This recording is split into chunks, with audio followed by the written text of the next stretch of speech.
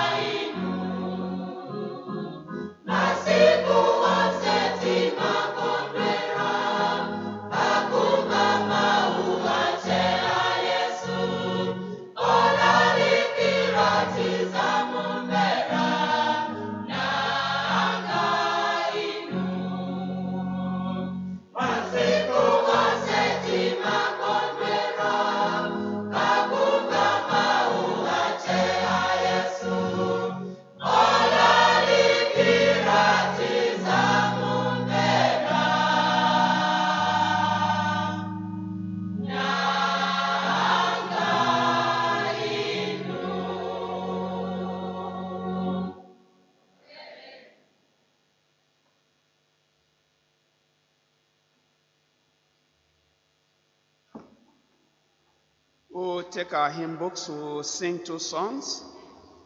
The first song, Tonga 209. Tonga 209, Broadman 181. Broadman 181.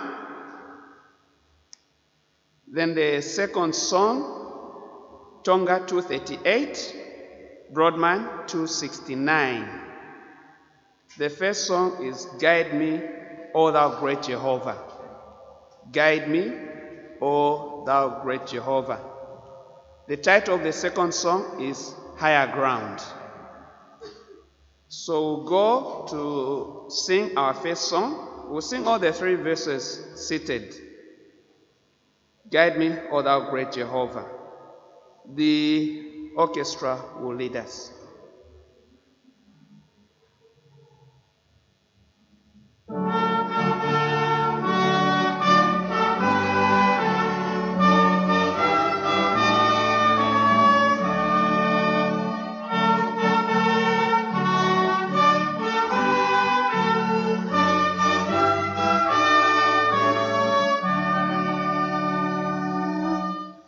Guide me, O thou great Jehovah, pilgrim through this barren land. I am weak, but thou art mighty. Hold me with thy powerful hand. Bread of heaven, feed me till I want no more. Bread of heaven, feed me till I want no more.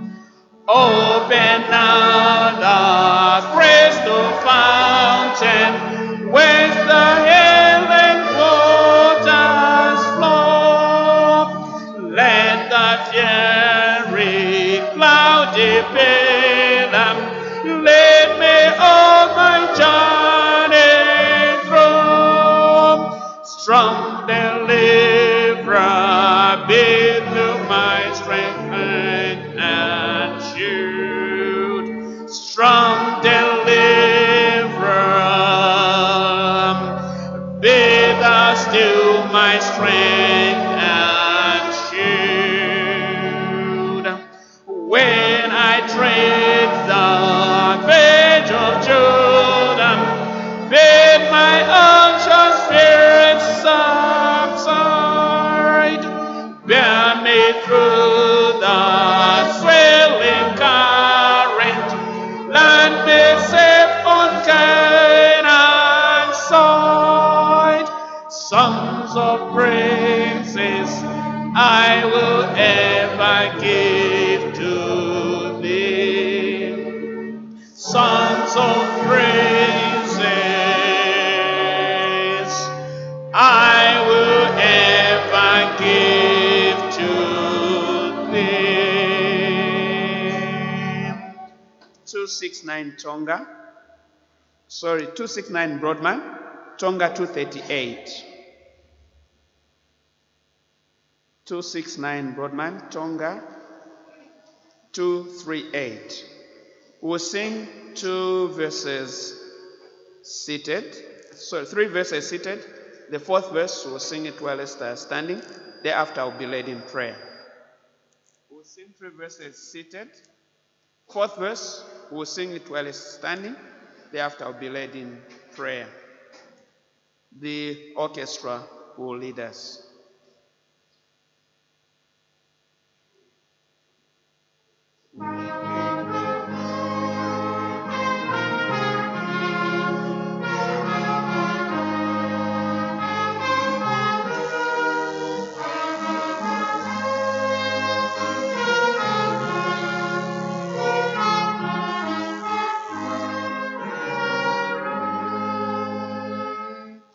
I'm pressing on the upward way, new heights I'm gaining every day, still praying as I onward bound.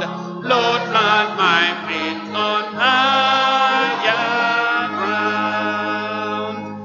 Lord, lift me up and let me stand by faith and faith and stable land, a higher plan than I have found.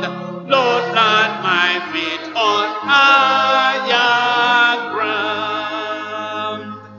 My feet has no desert to stay, where doubts arise and fears dismay. Those I may dwell where these abound. My prayer, my aim is higher ground.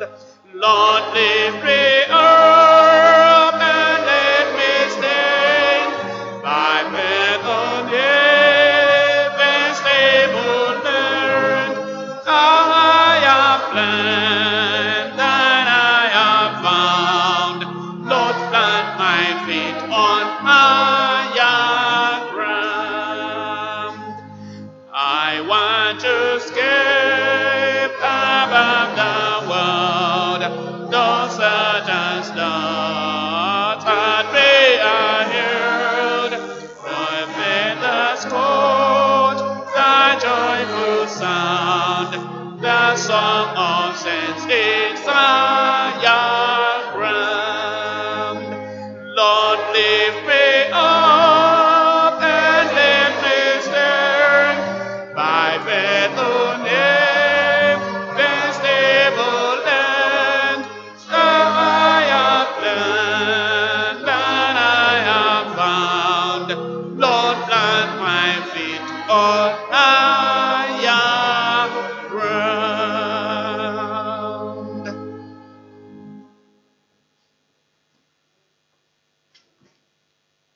pray? Father, we come before you with thanksgiving in our hearts.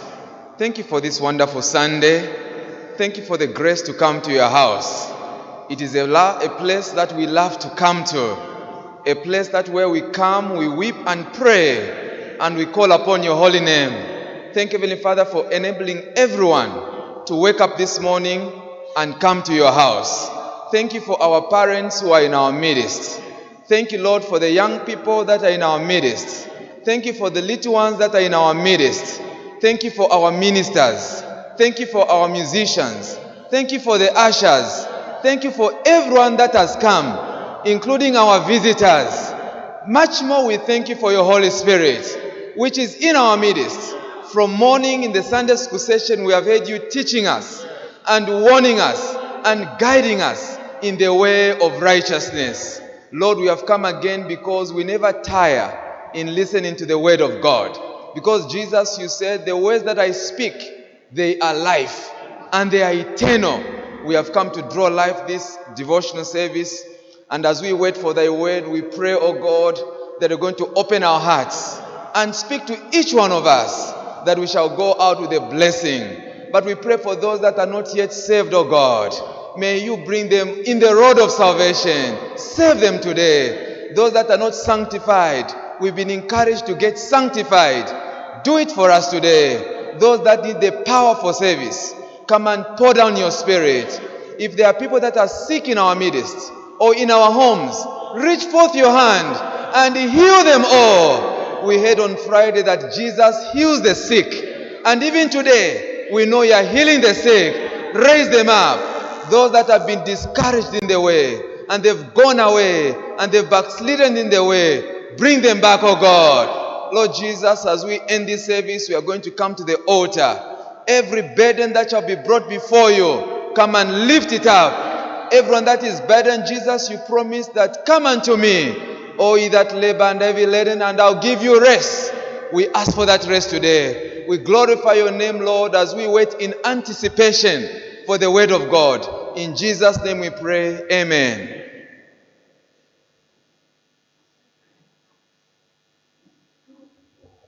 Good morning, everyone. We just want to thank God for this privilege of being in God's house this morning.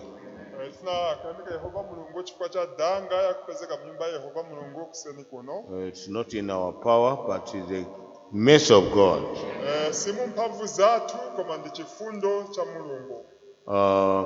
Let's pray for the spread of this gospel everywhere. We'll do well because this gospel is life-giving.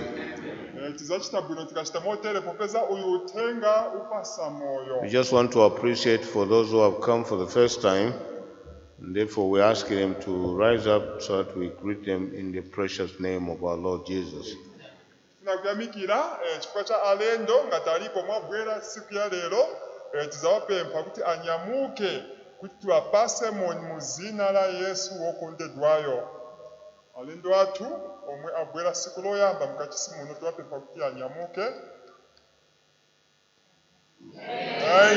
God bless you. Amen. Please don't tire to come. You may sit down. We appreciate your coming.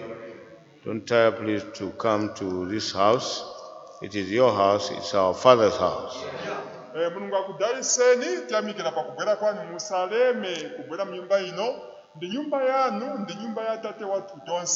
We appreciate you because you have chosen to be in our midst, and we are very, very welcome.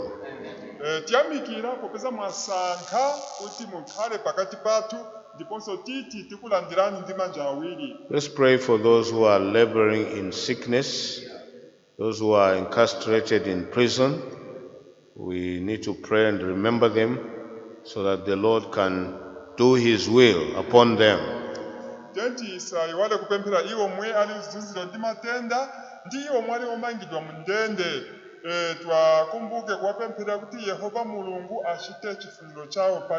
Some of them are in prison because of their wicked ways, but we know the Lord is understanding, He is merciful, He can redeem them.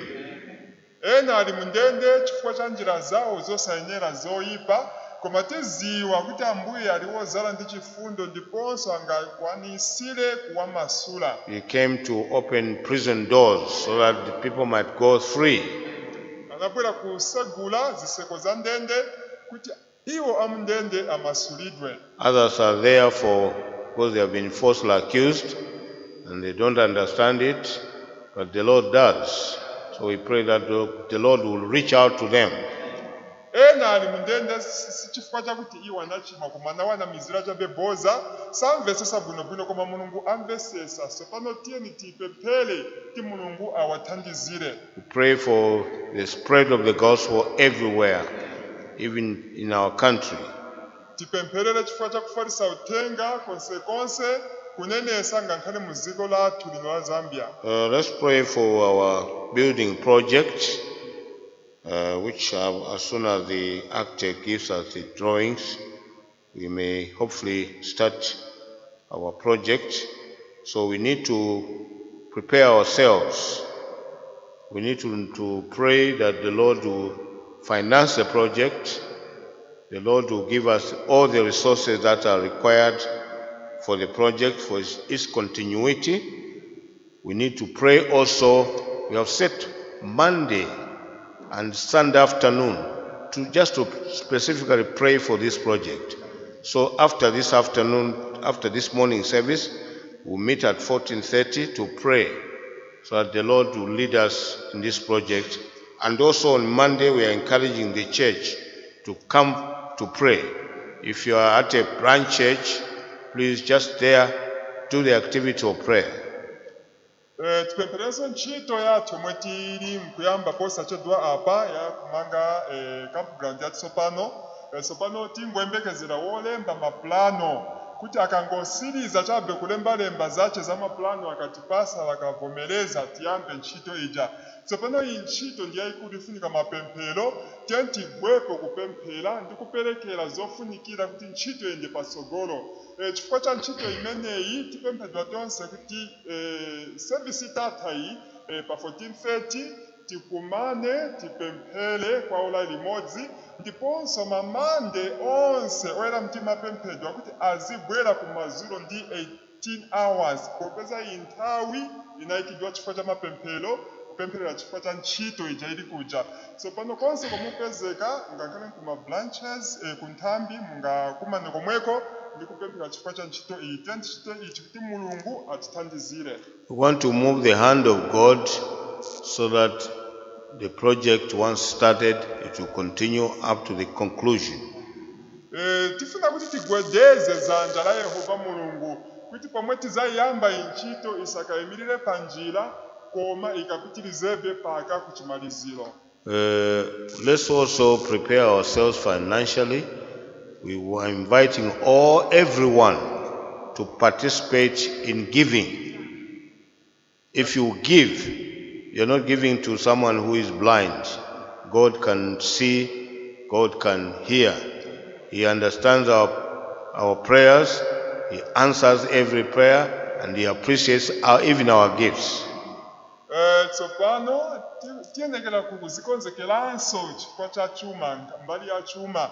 Tsopano tifunga tipereke moyenera popeza mne tipasa sitipasa munthu kapena mphofu ayi tipasa mulungu omwe ayangana zomwe timpasa. Tsopano uyu mulungu amayamikira zompasa. Tsopano tipemphere kuti mulungu achite momwemo.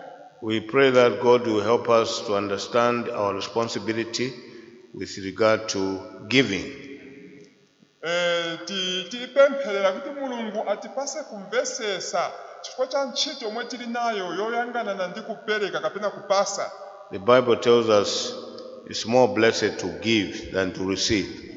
So that's the principle of the Bible. So if we act upon it, we don't wait until the project starts, we just give, then the Lord will bless us.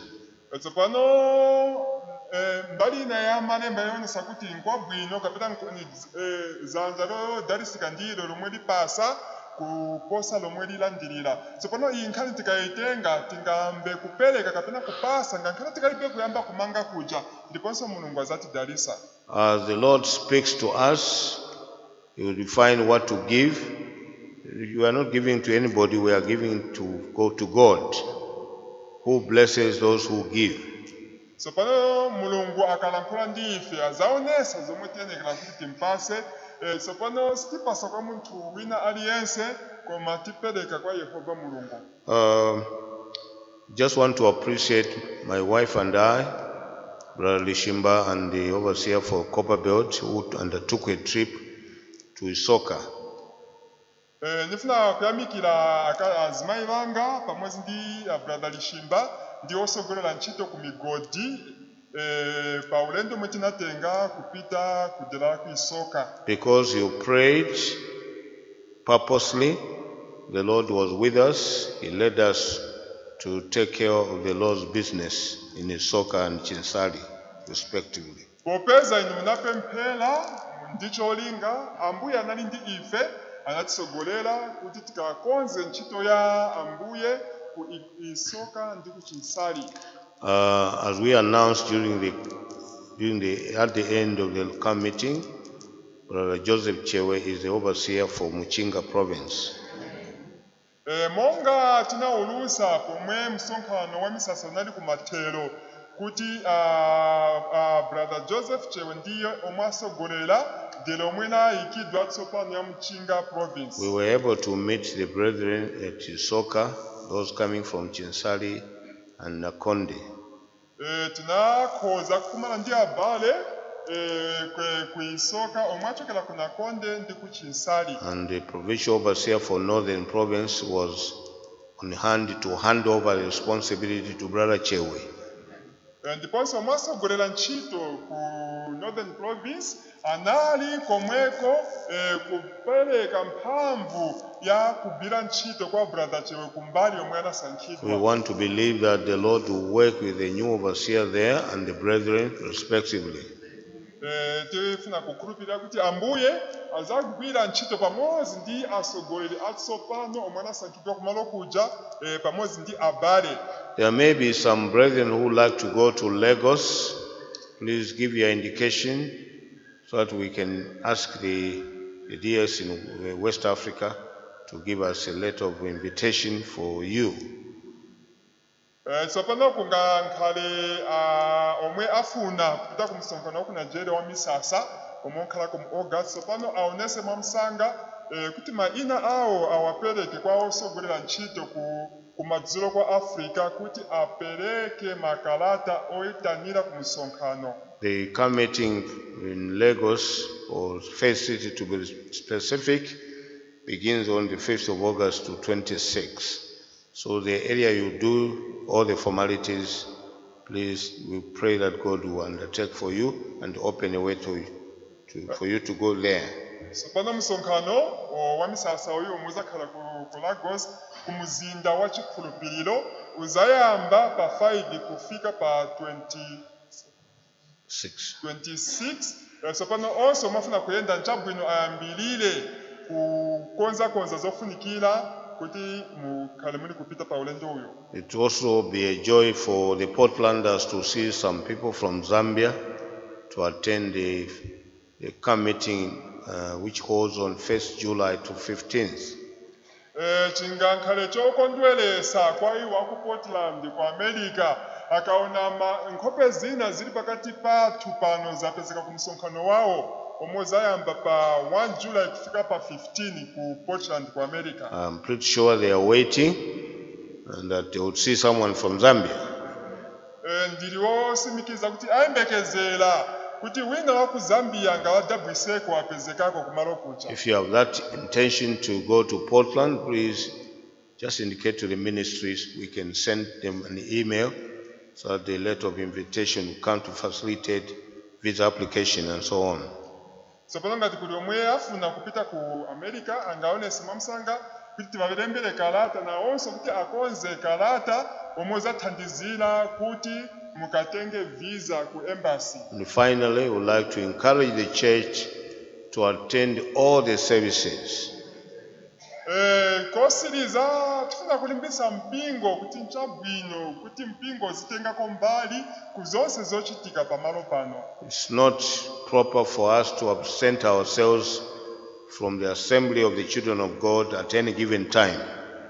Sichili chabwino kapena choyenera kwa ife kuti tizichosako pomwe ana a mulungu asonkhana pa nthawi ina iliyonse kapena kumalo ena We aliyonse. have preaching points which we know very well. We can invite other people too, so that the church can be increased. Tili nawo madera omwe anasankhidwa komwe ku maservice achitikira, ni chabwino tipezekeko ndi kuitana ena kuti ambuye angaonjeze ena mukhola lache. Do you know that your presence at any station or here at headquarters can be a blessing to somebody else? Kodi muziwa kuti kupezeka kwanu inu kumadero omwe anasankhidwa komwe kukhalira maservice kapena pano palikulu, simuziwa kuti kodi kupezeka chabe kwanu inu kungakhale mdaliso kwa wina. Do you know that when you give your testimony in any service, someone else might be blessed and touched by it? Kodi simuziwa kuti pomwe munyamuka ndi kupereka umboni wina mu mpingo angakhale ali kudalisidwa ndi kuthandizidwa chifukwa cha umboni wanu. Let's do whatever is necessary for us to do so that the blessing of God can be upon our lives and our children. Tichita zomwe tiyenera kuti kuzichita kuti mdaliso wa ambuye ukhale pa ife pamodzi ndi pa ana athu. We expect all workers to be in the prayer room at 7:30, so the congregation can come at 7:45, so that together we blend and worship our God. It is our God-given responsibility. Tiyembekezera antchito onse kupezeka mu malo opemphera kapena mnyumba ya mapemphero pa 07:30, ndiponso mpingo uyenekera kuphatikizana nawo pa 07:45 kuti tonse tipemphere popeza iyi ndiye ntchito yomwe tili nayo. For our viewers, we are on www.apostolicfaith #EAR.org. We invite you to listen to our sermon, music, and so on. Kwa otitamba tipempha kuti muyende ku www.apostolicfaith.org ndiye address yathu ya ku YouTube, komweko mungakhale muli kutamba ma service ndi zoimba kapena nyimbo komweko. We would like to welcome all the viewers on the www.apostolicfaith #EAR.org. Tifuna kulandira onse omwe atitamba kapena omwe atamba pa address www.apostolicfaith-EAR.org. Tikulandirani nonse. So please enjoy your viewing. Mukondwere pakutamba kwanu. We thank you all of you who are here live to see what is going on in our service. God bless you. Tiyamikira nonse nomwe mwapezekako pano momwe muli kutiyangana mwathupi, Mulungu akudaliseni.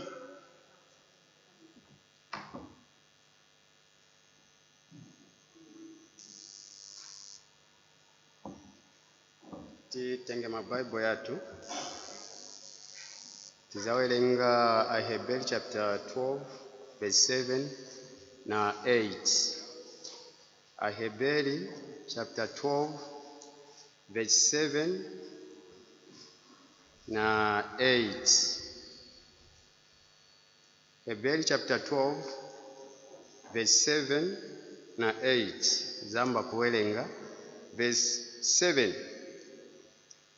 Mukapirira kufikira kulangidwa, Mulungu achitira inu monga ngati ana, pakuti mwana wanji amene atate wache osamulanga. Verse 8. Koma ngati mukala opanda chilango, chimene onse adala wako, pamenepo muli amtengo, si ana ayi. Mulungu adayese mawu yace.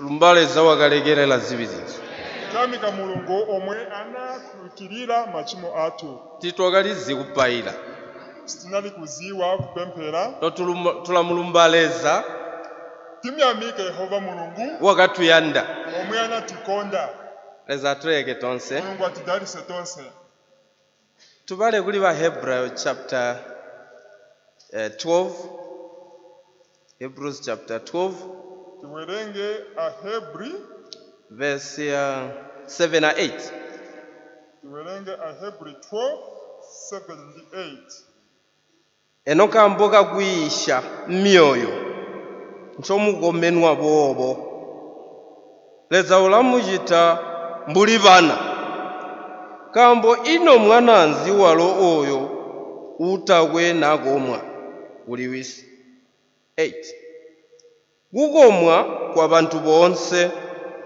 kuti nomwatali kukomwa nomwatali bana bakuliziyalira pe nomuli bana bamusogwe 7 mukapirira kufikira kulangidwa mulungu achitira inu monga ngati ana pakuti mwana wanje amene atate wache wosamulanga 8 koma ngati mukhala opanda chilango chimene onse adala wako pamenepo muli amthengo si ana ayi. Title ya jiyo Jesu yamba uti church discipline. So pano mutu wa phunziro lathu inena kuti dongosolo la mpingo. I'm sure uti mumanda Yesu na munchitozi Yesu mumilimo Yesu tulayanda discipline. Nikhulupirira kumanyumba kwathu kapena komwe tigwirira ntchito timafuna dongosolo. Kuti na twabona kutawa kunyina kulilemeka kuliko tulayala nzira yakuti mung'anda kupepule mubwerede ivana kapenda kapotuka tikutobera mirawo ibikidwe kuti kwa mung'anda omu muzwe bulemu. Sapolonga titaona kosokonezeka pina sipali bwino timayika malamulo oyika zinthu munjira kuti ana atasatira njira zomwezi nyumba iyi mutuluke ulemu. Jehova leza ubonesha kuti awa akubana bakwe ulanjihe injisho. Apa Yehova Mulungu anesa kuti ngakhale ku ana ache azabweresa ziphunziso. Vaiye lutanzi bantu aba. Choyamba awa anthu aphunzire. Na mwana wawiya mulawo waleza kachiri mushonto. Oyu mwana takoyo osupambere muli magwalo mbwamba. Ngati mwana aphunzira lamulo ya Yehova Mulungu pomwe akali wa mung'ono atakula saza shupa yu mwana monga malemba aonesa. Tonse tulabuyanda bulemu. Onse apa ulemu timaufuna. Batandi bulemu batambike kuti mehebuya ndi bulemu. Ko omwe safuna ulemu apa zimile pawo kanya mule kwa jotine ulemu nilibe nawo ntchito. Takungozumina kulibe na modzi angavomereze kambo kulilemeka kwa bantu bonse opeza kuzilemekeza ndi kwa anthu onse kulilemeka kwa bantu bonse kuzilemekeza ndi kwa anthu onse. Leza tulele Mulungu atidalise. Verse ya 7 yamba kuti eno nkambo gakuyisha myoyo nchomugomenwa bobo leza ulamuchita mbuli bana bako kambo ino mwananzi walo oyo utakwe nakomwa kuli wisi. 7 yanena kuti mukapirira kufikira kulangidwa mulungu achitira inu monga ngati ana pakuti mwana wanje amene atate wache wosamulanga. Mwananzi oyo utazumini kukomwa kuli wisi. Ni mwana otani uyo mwasavomera kulangidwa kuchokera kwa atate wache. Bible yapandula kuti utazumini kukomwa kuli wisi oyo mwana ngwa musogwe. Sopono malemba onesapo ena kuti mwana omwe sakondwera kapena omwe safuna kuti alangidwe uyo mwana ni wamusanga wakutengo. I'm sure tulizi mwana wa musogwe mbwabete. Tsopano ndikhulupira kuti tiziwa mwana wa mutengo kapena wamusanga momwe alili. Amwana wa mung'anda. Ndi mwana wa mnyumba. Tulizi kuti abantu balande. Tiziwa kuti awa anthu ndi osiyana. Vana va musogwe balakataya. Ana mutengo kapena musanga avuta. Ivana va mung'anda balahwa malaire kambomba mung'anda. Ana amunyumba amamvesera malangizo popeza ndi amunyumba. Awolo Jehova leza uleta example njotuzi njotubona. Nayense mulungu Yehova mulungu aleta chisanzo chomwe ife tiziva bwino chomwe tiwona. Uleta example ikute kwa tulisalile. Aleta chisanzo ichi kuti ife tizisankhulire. Jimuchi ndi wandakwenda kakunyina mulawo. Mwina mwache wofuna kuyenda kopanda lamulo. Leza atugwashi. Mulungu atithandize. Bamwe bantu balaliendera ateme kunyina bachi ndi tandiyo wi muntu. Anthu amaziyendera pale okhati ndinomasuka ene kuipa chomwe niyopa siniopa munthu. Jehova leza uchita waandanya bantu awo. Sopona Yehova mulungu apa asiyanisa anthu. Kuli bana baleza. Kuli ana a mulungu. Abantu baleza. Ndi anthu a mulungu. Leza atugwashi. Mulungu atithandize. Ibantu baleza. Anthu a mulungu. Mbantu bakalengwa kuzwa kulileza. Ni anthu omwe analengedwa ndi Yehova mulungu. Ibana baleza. Ana a mulungu. Mbantu bakazyalwa kulileza. Amen. Ndi anthu omwe anabadwa kuchokera kwa mulungu. Amen. Awa tulisiyeni. Aba tili osiyana. Kuli bantu baleza. Kuli anthu a mulungu. Batayowimbula owaleza. Omwe saopa lamulo la mulungu. Ibana baleza. Ana a mulungu. Balayowamula owaleza. Amayopa lamulo a Yehova mulungu. Baibo yamba kuti. Malemba nena kuti. Nguni mwana utazumini kukomwa kuli wisi. Ndi mwana otani omwe sakondwera polangidwa ndi atate wache. Kuti oyo mwana katazumini kukomwa kuli wisi uli chisipenzi. Ngati uyu mwana savomera kulangidwa ndi atate wache ali ndi vuto. Mumanda mbutu chita na mwana wa shupa. Manyumba momwe timachitira ngati mwana wavuta. Tuli chisi hivereho. Tinazo zitsulo. Ati musako ugusha bufubafuba mu mwana. Ati mukwapu umachosa upuva mutu wa mwana. Ati wokubweza imboko inwawo. Amen. Tizatenga mashamboko hapa. Tulabweza jiliyarezi. Tizatenga mawa Yehova mulungu. Kute kwa tuende kabotu. Kuti tiyende bwino. Mulajana kuti abalo bayaba uma mwana. Musapesa kuti naonso aja omalangiza mwana. Abalo tabalika botu. Musapesa kuti naonso omwina mwache ndiobenda sali bwino. Ino Jehova lezi. Koma Yehova mulungu. Winda mizezo y'abantu. Amaposa maganizo a anthu. Ulabere hajwe. Agwisi ntchito mawu aya. Likoma bantu bonse. Omwe akwapula anthu onse. Ne baba ansawa. Ngankhala ali pansi apa. Ne baba bakujulu. Ngankhala ali kumwamba. Balakomwa kutwiliyareza. Amakwapulidwa ndi mawu a mulungu. Leza atugwashi. Mulungu atithandize. Ndizayebotokomwi kutwiliyareza. Kapena iwe sukwapulidwa kapena sugonjesedwa ndi mawu a mulungu. Pegwerulayo unkhanzira yako. Utalangizidwa na wonso utenga njira yako. Terera mukwesu. Mvesera mbale. Baibele lamba kuti. Malemba nena kuti. Nato wirulayo. Ngati sumvesera uphungu. Toli mwana wa mung'anda. Suli mwana wa munyumba. Tayi nimendama ndijwiriyale. Sindine nalankhula ni mawu a Yehova mulungu. Nato tere lirulayo lwaleza. Ngati sumvesera uphungu wa Yehova mulungu. Kuli mwana wa musogwe. Ndiwe mwana wa mutengo musanga. Leza atugwashi. Mulungu atithandize. Tunkambe. Tiyende patsogolo. Verse 8. Kukomwa kwa bantu bonse. Guti nomwatali kukomwa nomwatali bana bakuliziyalira pe nomuli bana bamusogwe. 9. Chobeni twakali kubalemeka bamatata bakatuzyala nobatugoma. Ino gayi obo senata tugoyo inda kubombela yoyo kuzyala myuya kuti tupone. 8. Koma ngati mukhala opanda chilango chimene onse adala wako pamenepo muli amtengo si ana ayi. 9. Komanso tinali nawo atate athu Pilatu akutilanga ndipo tinawalemekeza. Kodi sitizagonjera atate wa mzimu koposa nanga ndi kukhala ndi moyo? Twakali jisi bamatata. Tinali nawo makolo athu bakunyama akutubiri bakali kutugoma omwe anali kutilanga kuti twende mu nzira ili mbuli mboba yanda kuti tiyende mu njira monga momwe iwo afunira. baibo yapandula kuti Malemba anena kuti twakali kubathobera bamahali besu bakunyama tinali kuwasatira makolo athu akuthupi nekuba bobo kubathobera kwesu wakali jisilimiti ngakhale kuwasatira kwathu kulinali nawo malire kulipo kutwali kujinkira panali pomwe tinali kuperera kapena kuperewera. ino jovaleza wambako Tsopano Mulungu anena kuti sanywepo nimwakali kuchita bobwe atamukoyi ndakulemeka uso wanu uzyala myuya ati ino nomunali kuchita motero oti simudzachita koposa atate wanu omwe abala midzimu oyo uzyala myuya uyo omwe abala midzimu ikutegwa swepo tupone kuti ife tikhale ndi umoyo nata tuswiriri juliareza ngati sitimvesera mawu a Yehova Mulungu katukokupona sitizakhala ndi umoyo. atako juliareza kunyina bumi Pomwe palibe mawu a Mulungu palibe umoyo. no life no Jesus no life Kulibe Yesu kulibe umoyo.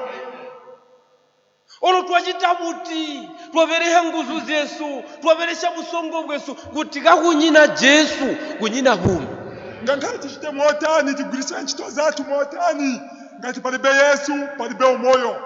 tetulange kutusimpi Proverbs 19 verse 18 tusimpi 19 Miyambo 19:18. verse ya 18 Proverbs 19:18. verse 18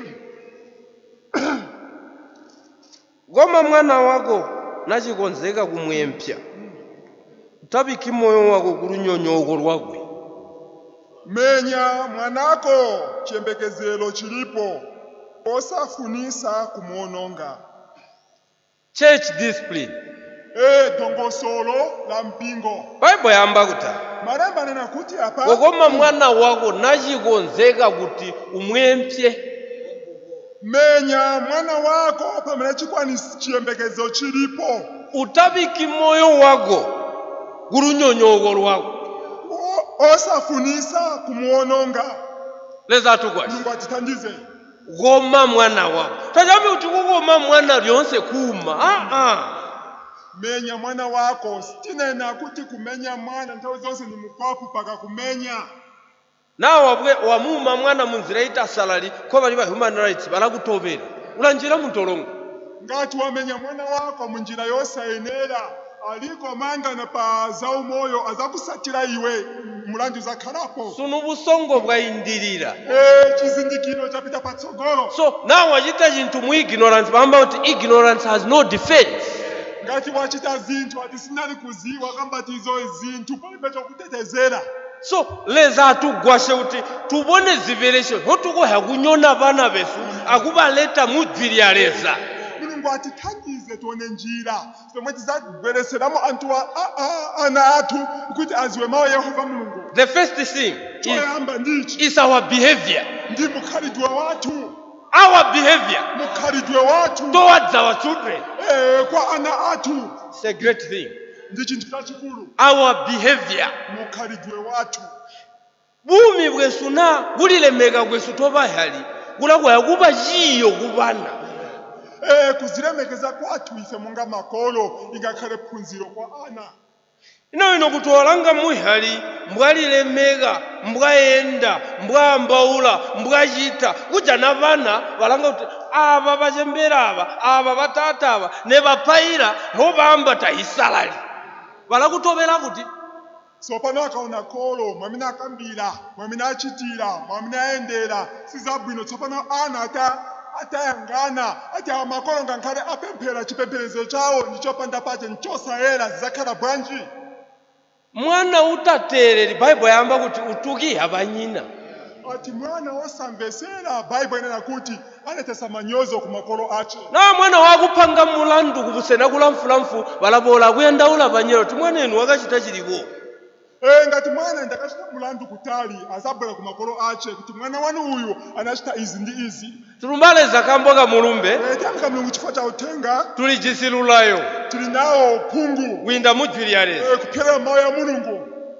natwa isi gwa kuzyalwa kupya Ngati taphunzitsidwa kubadwanso mwatsopano ndula yolugambyawo ndi uphungu wodabwitsa nyika tayimvwishi dziko silimvesesa kambo olululayo luzwa kulileza popeza malangizo aya achokera kwa mulungu lulatala ali pamwamba luzunda nyika agonjetsa dziko lulayo lwaleza malangizo a mulungu lulazunda nyika amagonjetsa dziko na mwana wayalwa kupya ngati mwana abadwanso mwatsopano oyo mwana ulalilemeka mwana uyo azazilemekeza kwamba kwakwe kulapa kwa bulemu malankhidwe ache azakhala ulemu kusamba kwakwe mwana uyo kulapa kwa bulemu kuvala kwa mwana uyu kuzakhala kwa ulemu michito ya munthu oyo ilapa ya bulemu machitidwe a munthu uyu azakhala ulemu kambo njira mukati muya ngumbi popeza omwana wa mukati mucha ndi wina bumi bwerede kuandana munthu uchita zivi a munthu wakasanduka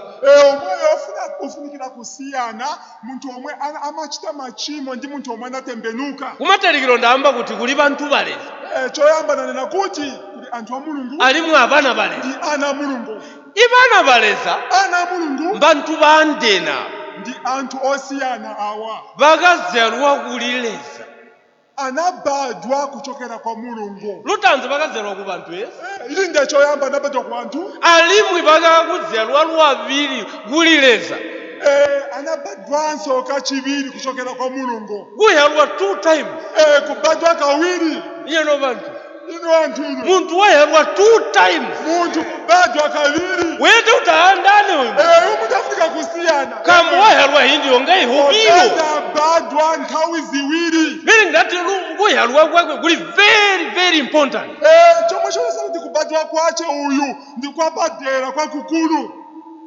amen senayevo wakazalwa kupiro na kodi iwe unabadwa kaviri nato nazalwa kupiro ngati wakalibe kubadwa kaviri bayali balapenga makolo azazunzika balapenga bayali makolo azavutika kuyandaula nzira yakukukahika kusakira njira yakuti ukhazikike kuti ubatame byakabuto balapenga bayali kuti ukhale mwabata bwinobwino ino ndilachita kuti bana bangu babatame mbuli bana baliso ndizachita motani kuti ana anga akhazikike monga bana bachite ndichite terera muwesu besera nakoli ojisipenzi kubayali ngati ulipo omwe ndi vuto kwa makolo kwalileza alipo mulungu kwalileza alipo mulungu utalangijiwa omwe sangana nkhope utalangijimo omwe sangana maonekedwe utalangivujete omwe sangana umphawi uyanda byomoyo uzumina afuna chabe mtima wovomera lakuchincha azakusintha lakuchincha azakusintha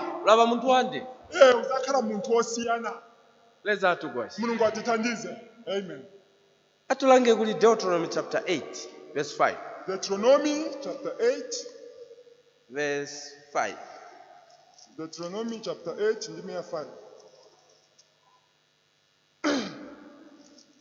lino amuzibe mu myoyo yanu kuti muwonya mbuli bantu muwona mbuli muntu mukatambisha mwana agwe Jehova leza wanu ulamutambisha anywebu 5 ndipo muzindikire mu mtima mwanu kuti monga munthu alanga mwana wace momwemo Yehova mulungu wanu akulangani inu ngoyu leza lino suyu mulungu tsopano wamba kuti anena kuti mbwena munthu monga munthu mbwatambisha mwana wagwe momwe alangiza mwana wace awalo Jehova leza ayeso Yehova mulungu ulamutambisha mbuvonya azakulangizani momwemo basololi besu bayandaula discipline au tisogolera amafunafuna dongotsolo kuti batsale munthu wa ntchito balanda discipline kuti asankhe munthu ogwira ntchito azafuna munthu omwamvesera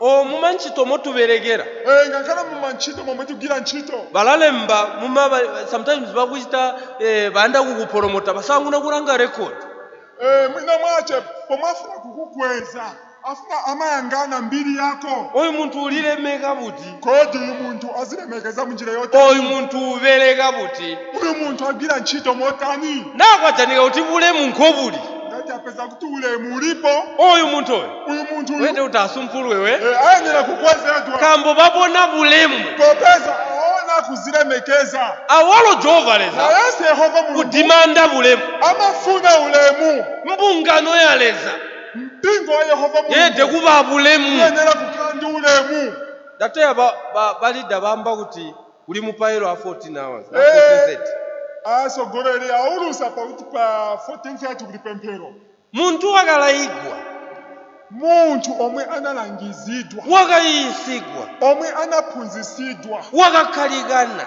muntu wokhazikika wakamvwisha omwe anamvesesa namuhali wabika ntchito ngati kholo yayika ntchito bazalwane abale tutanopengi tisazivutika nazo na wabikwa ntchito ngati kwayikidwa ntchito atuzibe kuti tatiziwe kuti nguleza udimanda ni mulungu omwe afusira uyanda kutubona afuna kutiona hena mbana bamung'anda kodi ndi ana munyumba ndiza mbana banze kapena ndi vana vapanja yabikwa ntchito yayikidwa ntchito mulajana bobiro nzapeza awiri na bamwi bakaya kuti ena anaenda kuti twelede kuyowa kuli checho chambwa tiyenekera kuyopa kwa icho chomwe chanenedwa na tulijisimuya wale ngati ndi mzimu wa mulungu twelede kuzuzuma tiyenekera kunjenjema nati ndajanika ngati sinapezeke twelede kuyandaula nzila nifunika kupeza njira ichi chambwa muntu waleza ichi chanenedwa ndi munthu wa mulungu ichi chambwa bahali bangu ichi chanenedwa ndi ndete kujana chindi chakuyosika tiyenekera kupeza nthawi kuti ndete ndipezekeko kuyipereka ntchitweyi ntchito nyengenera kuyigwira abo mbabantu baleza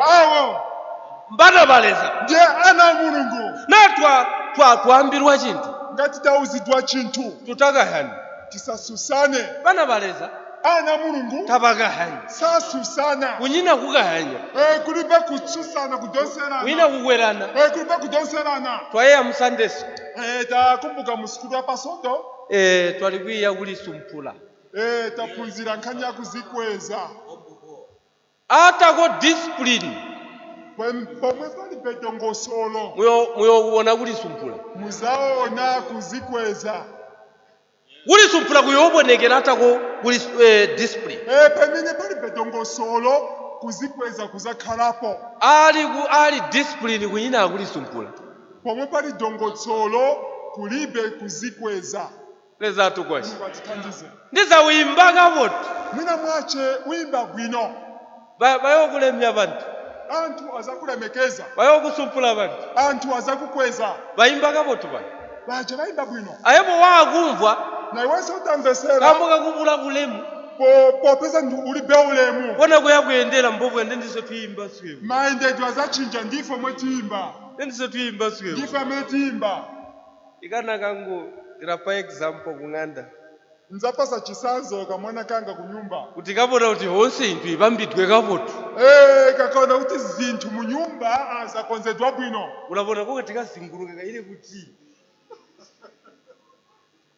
kaile kuzinguluka gahiba galizi kuti sunu zinthu zili kapoto tsopano tina mayendedwe azachinja ni manja mwamba kungodzunguluka kazi wakuti zilelo zinthu adina amami vakonza bwino munyumba muli bwino mu ngawapona kanjira ku bedroom kazalowa kuchipinda kazi kokuyeka pona sitting kazabwera pa sitting room kajata tv kagwiragwira tv kazwa kachoka kapora nze kachoka panja kachokera kabwerera kalaziba kuti sunu ziyakulya mphozili kazaziwa kuti kuno zakudya zilipo leza tukwashi ngotithandize asweboleza na ifeso yehova kuti katumuzi ngati timuziwa otunyonanyone tuchite kuti ngakatiyendende uku ndi uku tulizi tiziwa kuti nkhochili chiliko kuti chilipo chomwe chilipo tulaziva timaziwa kuti zinthu tazilika motu ngati zinthu sizili bwino tulaziva tizaziwa kai tuli bana baleza popeza tili ana a mulungu twakazelwa kulileza tinabadwa kuchokera kwa mulungu tuli chisimuya waleza tili ndi mzimu wa mulungu tulaziva tizaziwa leza tukwashi mulungu atithandize senevo uli mwana aleza naye kodi iwe ndiwe mwana wa mulungu kuli bana baleza kuli ana a mulungu abana ba satani ndi ana a satana bana ba satani ana a satana milimo ntchito muyakuyihiba kuti aba mbana ba satani machitidwe awo mzaziwa kuti awa ndi ana a mdierekezi satani ulijisi bana bakwe mbabere Mudyelekezi ali ndi bana bacho omwe amagwirisira ntchito. abo bana nchivereho bya ja Satani. Abo ana ndi zisulo za mudyelekezi. Mbakutuma. Amachito batuma. Kama mukakunyongane kuchechi. Ndani kumpingo kapena kachisi mukachita musokonezo. Mwe mukakujate mipairo. Pitani mukagwire mapemphero. Yabantu baleza. Ya anthu a Mulungu. Mukabajaminine. Mukabapondereze. Bakachichita.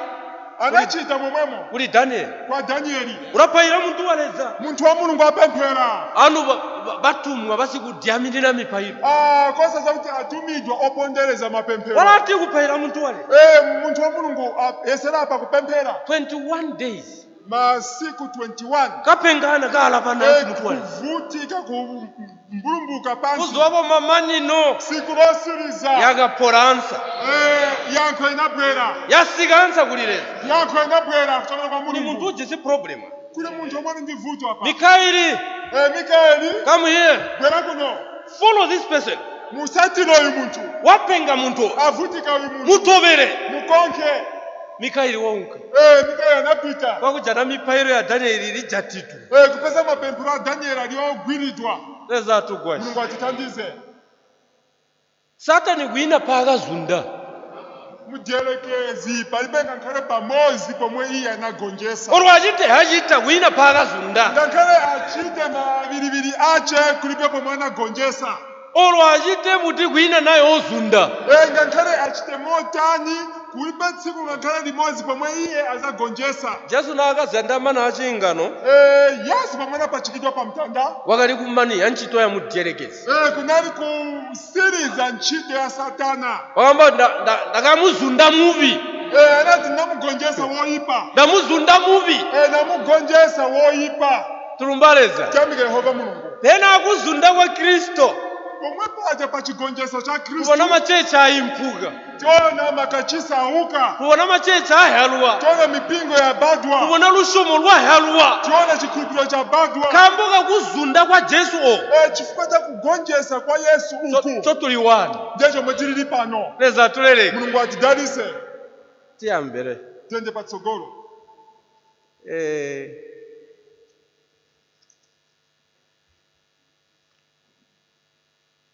Verse 10 kuli ba Hebrew.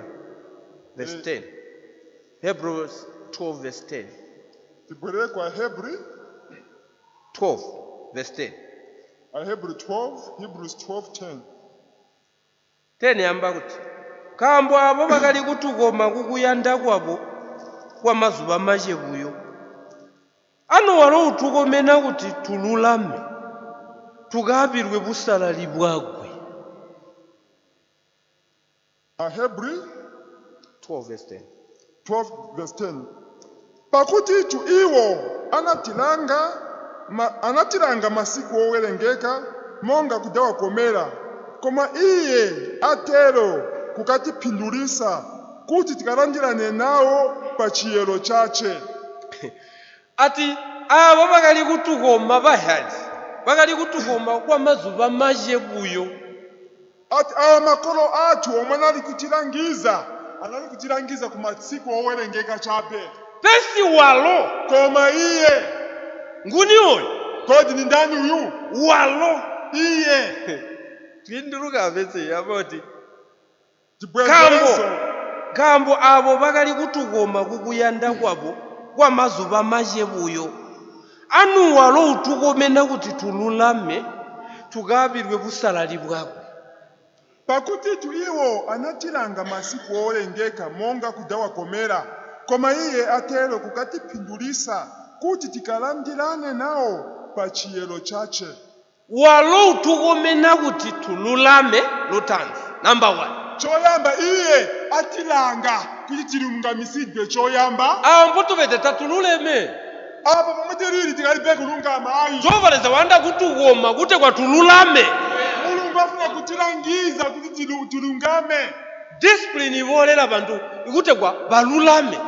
Dongosolo imabwera kuti anthu alungamisidwe. Ave order abusena mpo bajanika bantu abo.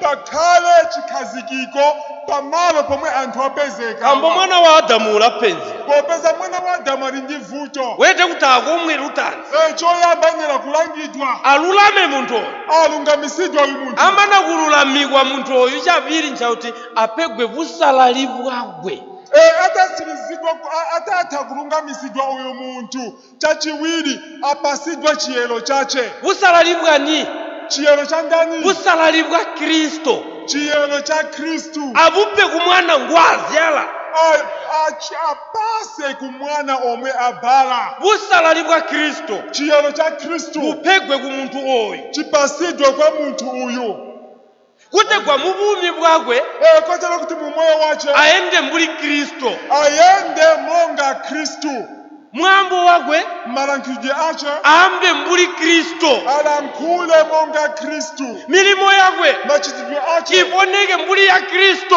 ionekele monga ya Kristu leza tugwashe ngwatitandize azarani tulichese ntchito abale tilinayo ntchito kuti tuve mbwakapede Jesu kuti tikhale momwe Yesu analili mandiwa kuti inthu ipereke kufunga kuti zinthu tsopano zigwire ntchito tupegwe bululami bwagwe choyamba tipasidwe chilungamo chache pamana kupegwa bululami bwagwe tipasidwe chilungamo chache tupegwe busalali bwagwe tipasidwe chiyero chache pamubweza busalali bwagwe titatenga chiyero chache tulapona mbuli nguwe tizakhala umoyo monga iye andi muletaho ivi teni nkuleteni pafupi namwashanga yellow maize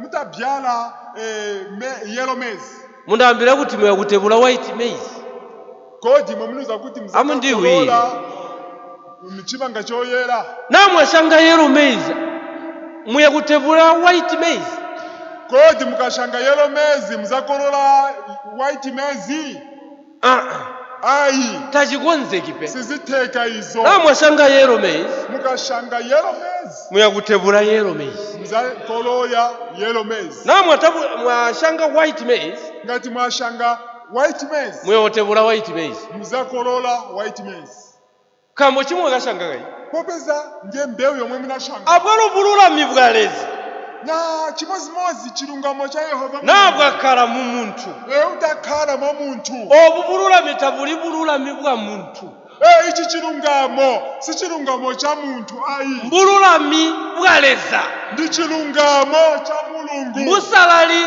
bwaleza ndi chiyero cha Mulungu ulachita milimo ya Kristo mwazachita ntchito za Kristu uyakulipombya munthu uyu munthu azazichepesa ulazokuli supula kodi kuzikweza kuzachokera kuti ali bululami bwaleza pomwe pali chilungamo cha Yehova Mulungu ulazokuli sumpula kuzikweza kapena kuzikhuza kuzachokera kuti ali busalali bwaleza pomwe pali chiyero cha Mulungu no ayi ali busalali bwaleza kuli lumu pomwe pali mu chiyero cha Yehova Mulungu pali mtendere ali busalali bwaleza pomwe pali chiyero cha Yehova Mulungu kuli lumu pali mtendere kuli luyando pali chikondi ndiza luyando ndokuchita kubuya wahwa wabuka lwafwa lwabuka no olo nduyando lwa bunthu mwina mwache chikondi chokalanka chafa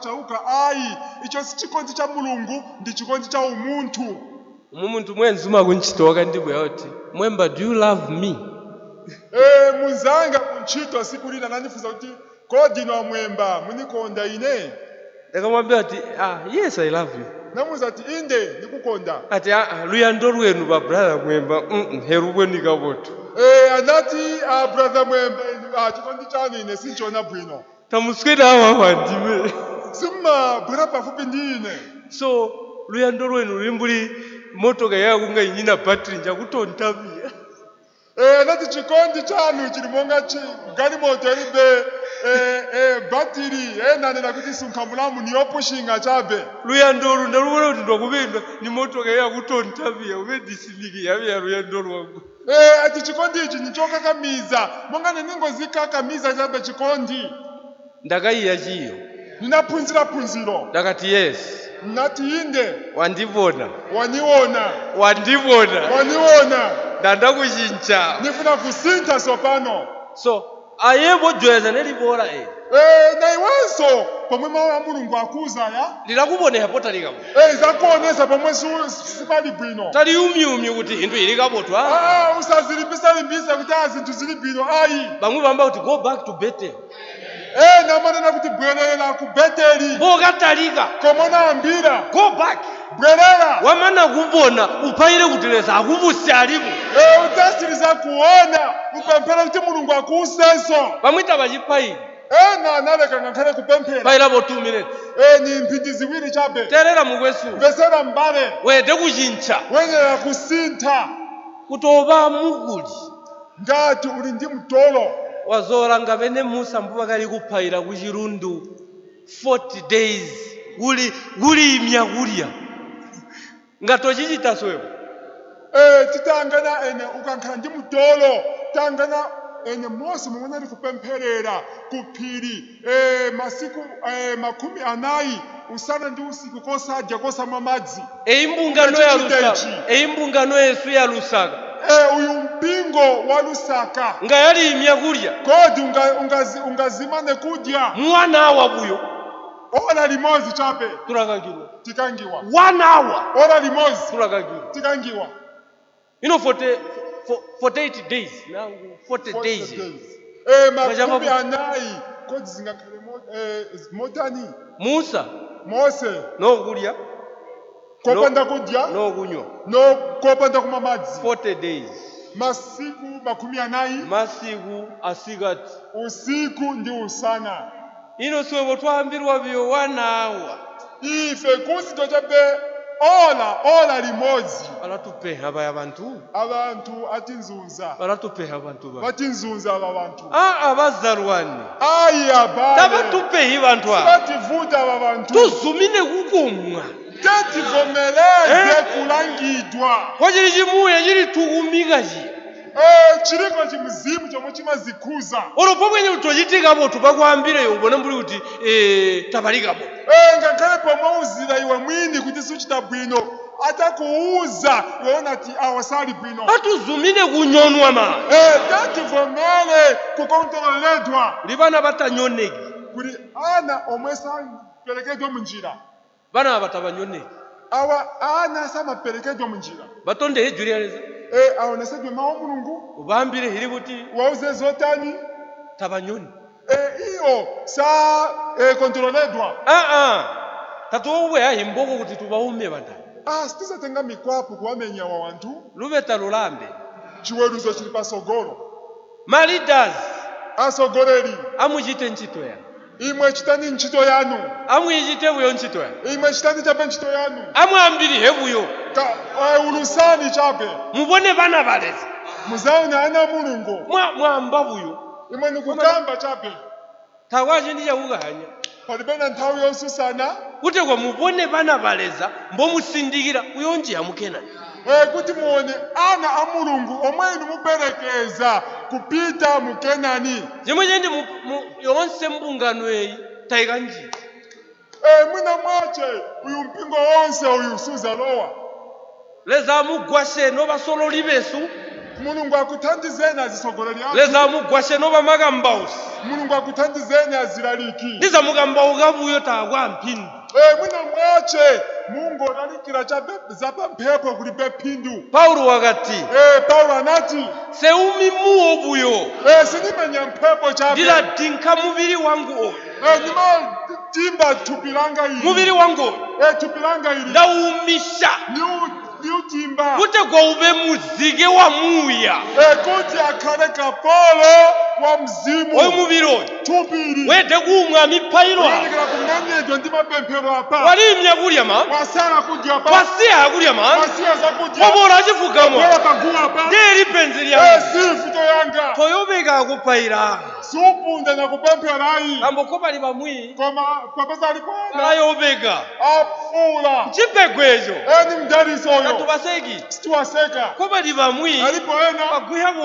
misozi ni misozi chabe ingwe kugwa. chipegwa chalo Ni ni mpaso iyo bola achifugamo bwera paguwa pa fugamo kana kamukaini kamona kamkazi ugwage apa langa kulileza yangana kwa mulungu uchizipenzinzi unavuto yotani nawo fugama utagwage apa alushomo lwako na chikulupiro chako idzi liyamba kuti maonera kuti kakunyina lushomo kopanda chikulupiriro achikonzeki kukondaleza sichikwanisika kukondweresa mulungu kakunyina lushomo kopanda chikulupiriro achikonzeki kukondaleza sichikwanisika kukondweresa mulungu werde kuti mumuphairo wako wena kuti mupemphero lako kuti silushomo kana chikulupiriro kuti kugwise mulundu ma kuti uchose phiri nakuli mulundu uvikidwe engati kuti phiri yoikidwa waperera lushomo wagwisa chito chikulupiriro waphaira wapemphera ulakugwisa mulundu azachosa phiriri nezatugwashe ngatitandize amen uli chisi lushomo ya kodi uli nacho chikulupiriro iwe langa lushomo lwako yangana chikulupiriro chako uphaira kuti upemphera motani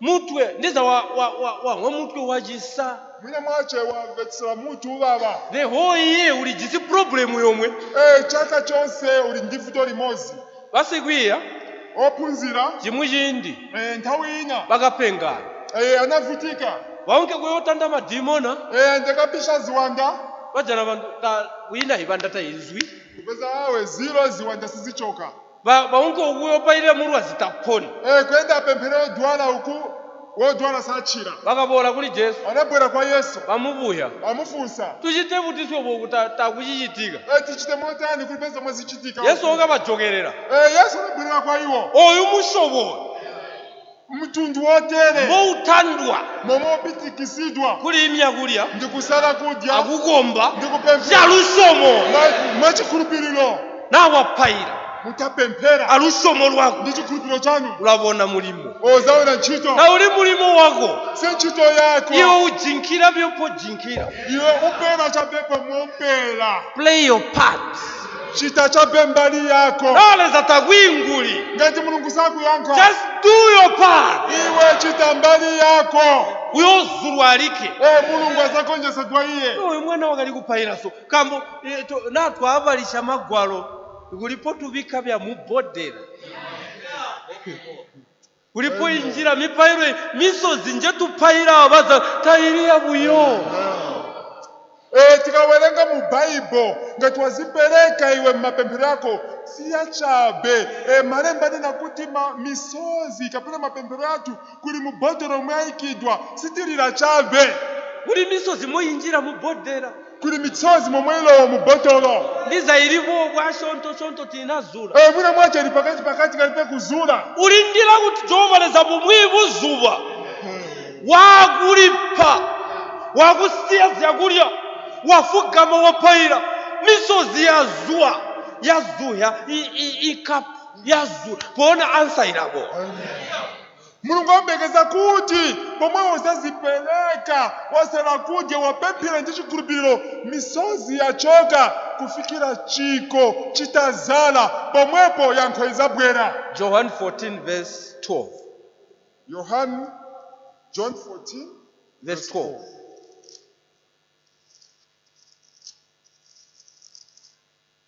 John 14 verse 12 choveni ndamwambira kasimpe oyo undishoma uyochita milimo ili mbuli nje nchita manedo agichite mipati inda kambo ndiyakulitata 12 indetu ndinena kwa inu wokhulupirira ine ntchito zimene ndichita ine azazichitanso iyeyo ndipo azachita zoposa izi chifukwa ndipita ine kwa Atate.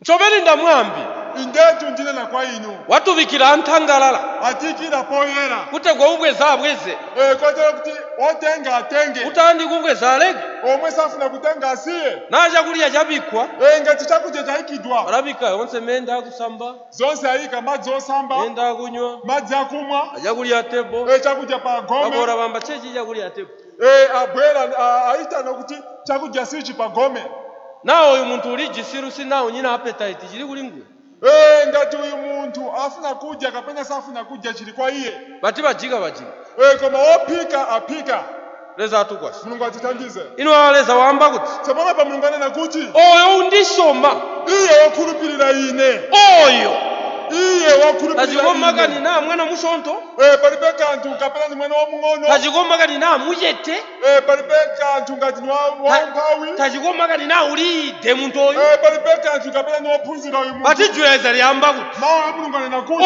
oyo uyo undisoma wandikhulupirira oyo undisoma uyo mwandikhulupirira uyo ochita milimo mipati inda yeinje nchitamebo azachita ntchito zazikulu zoposa zomwe ine nachita lero yeye milimo nje akachita Yesu kumbukira ntchito yomwe anachita Yesu wakaponya Lazaro kuzwa kulufu anausa Lazaro kwa kufa wakaponya basi chinsenda anachirisa akhate wali kuponya mwanakazi uya wakali kuchiswa bulowa anachirisa uja mkazi wane ali ndi matenda amadzi wakaponya bapongozi ba Peter anachirisa apongozi a Petro wakachita malele manji anachita zodabwisa zambiri wakamuvuna Peter mu manzi anamuchosa kapena kumulandisa Peter madzi wakamumuhamuwo anaikisa bata pa chimphepo akatika lwizi pakati pa madzi wakati omuwo zwawo anati chimphepo tachoka umuna chete muwo wakaumuna mphepo inakhala chete watokwenda chombo chinapita no Bible yamba kuti tsopano Bible inena kuti yagusha limit kugusha yachosa malire yagusha yachosa malire no limit now palibe malire anthu bamba kuti ati the sky is the limit anthu amanena kuti uyenda kumwamba ndiye koperera but leza walo wamba kuti there is no limit mulungu anena kuti kulibe malire you can do anything ukachita chilichonse there is no boundary palibe polekezera you can do anything mungathe kuchita zilizonse nawe lijisirusomo ngati ndi chikhulupiriro uyo uchita milimo minji nja akachita Kristo muzachita ntchito zambiri zoposa zomwe anachita Yesu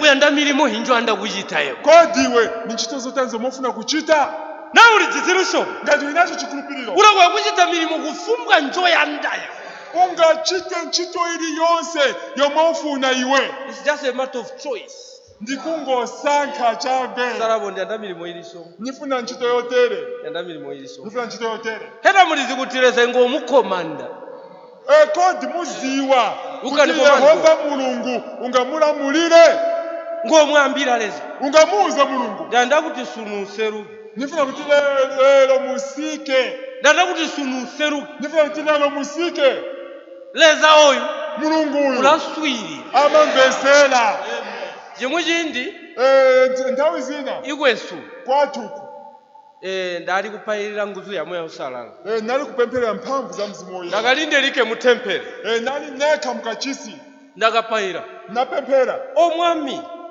ambuye ndanda kukubona nifuna nikuoneni olo ndikumwevuyo nikumvesere chabe ndipalapo mumagwalo nimaverenga chabe mmalemba ndiyanda kukumva mbopete nifuna kukumvesera mwamene ulili nyono panthu imwe anthu imwe leza oyu mulungu uyu ulamwa amamvesera leza wesu tawide mulungu wathu si wakufa vume ni wamoyo ndichipayirapo kumisozi ile kufa ndikalichipempherere misozi ili kutuluka tova ndikubone seruka mulungu nikuoneni serukani serukani ilonga ndali kuya misozi so asipona nali kulira misozi lituluka yakabola biyompeyo kabotu muwo mbuli kuti kambiri mucheche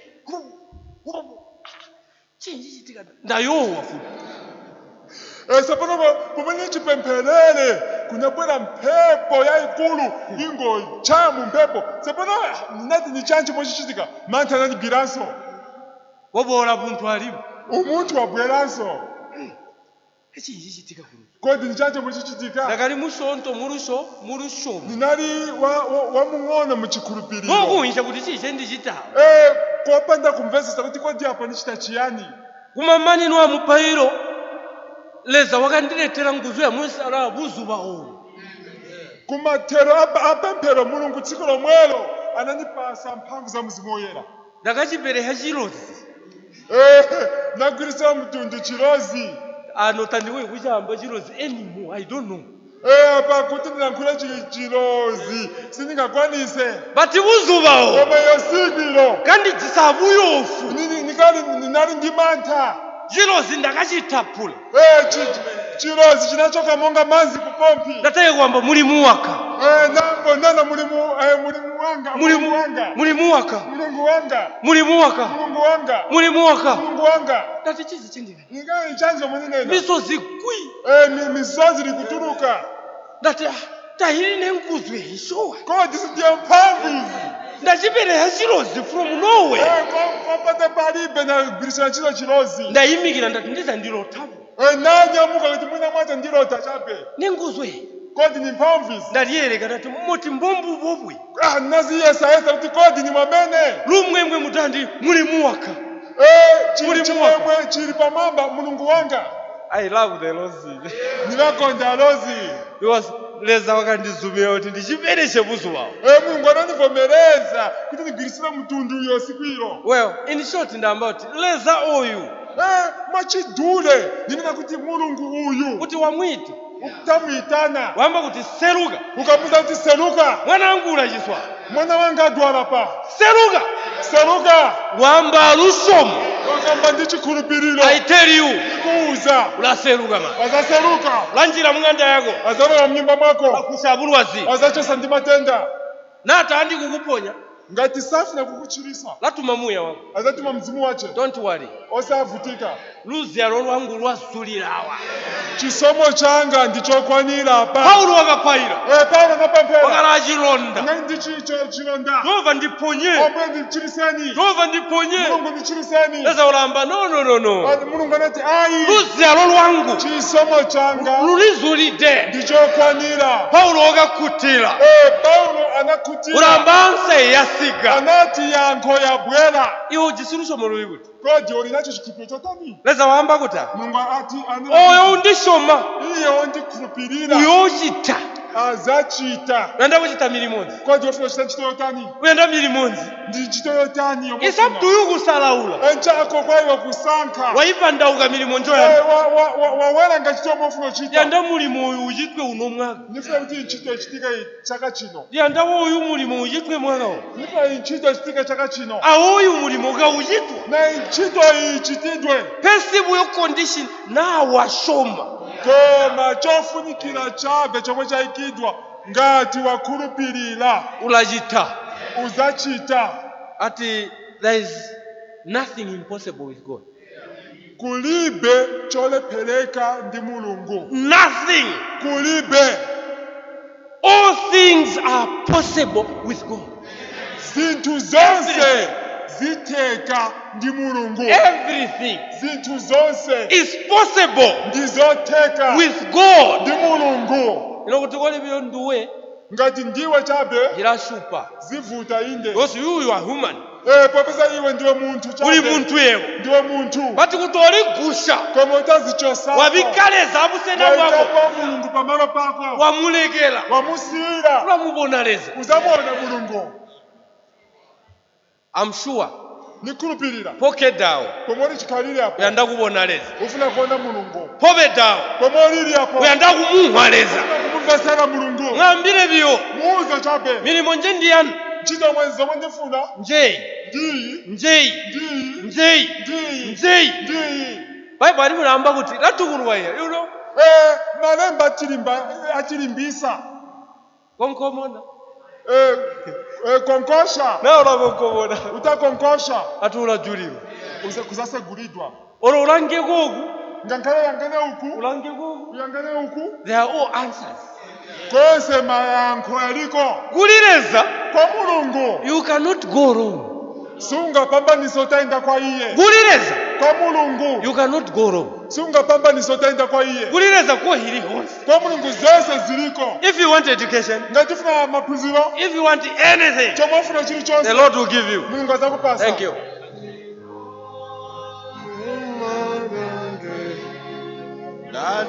Datantanma zubaunse dayandako umbalyonse lezandi gwelego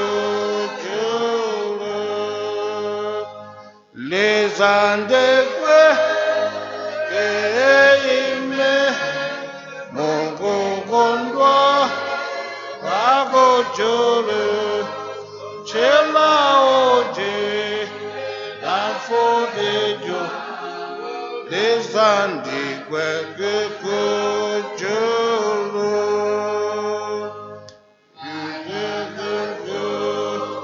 kala ano atagondi alayosha Manjebala yandokuno lebunda yanda kujuru lezandewe izeme mugukondwa utaduru selaoje lamfo ejo lezandigwe tikujulu ndayandage tiririsha asatani alayosha ndakondwa undoleza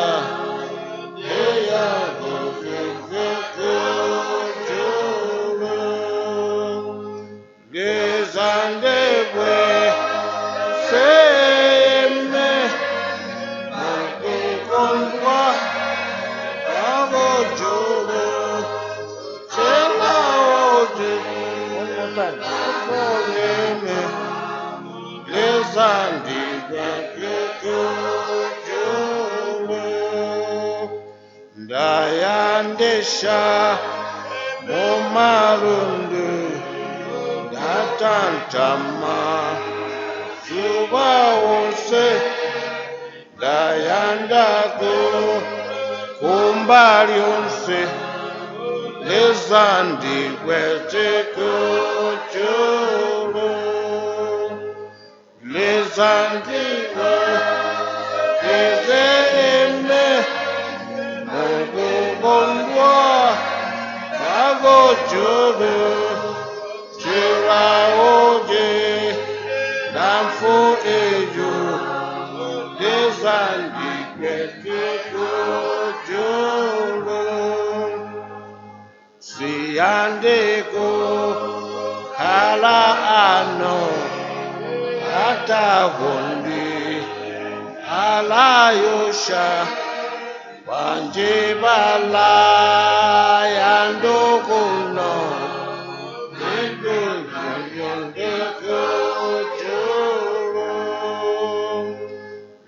lezandegwe eme mugukondwa agojulu selaoje lamfo ejo lezandigwe kekujulu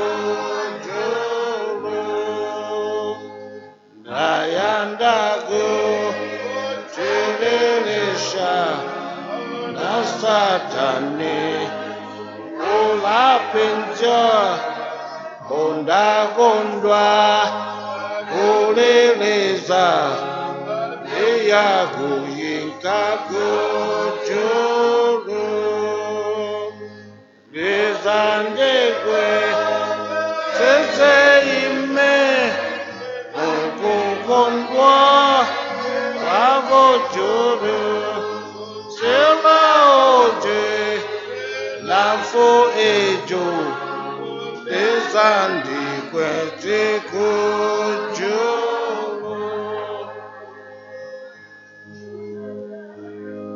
Thank you, Jesus. Thank you, my Father. Ah, what a wonderful service. Come and meet us on the altar as we are kneeling down and pouring our hearts to you. Lord of Abraham, you are not far, you are near as we have heard from the sermon.